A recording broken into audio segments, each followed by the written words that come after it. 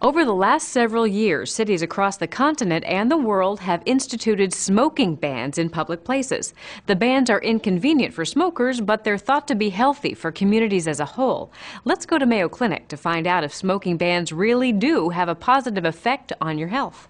Every year, there are fewer and fewer places for cigarette smokers to light up. Smoking bans are being put into place in many states and cities across the country. The question is, in addition to smell and other offensive aspects of smoking, what's the health impact? Mayo Clinic Dr. Paul Scanlon specializes in lung diseases related to smoking. He says smoking and secondhand smoke increase your risk of many illnesses, including lung cancer, emphysema, and heart attack. Heart attack is an issue because exposure to cigarette smoke increases the tendency for blood to clot.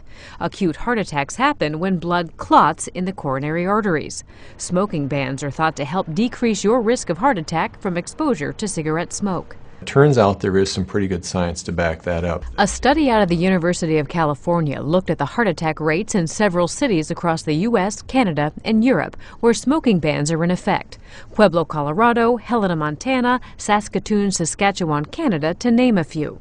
Results showed that in those cities, heart attack rates dropped by 19%. That means 1 out of 5 people who might have had a heart attack didn't. The beneficial effects are very real, and this is in the entire population, not just among smokers.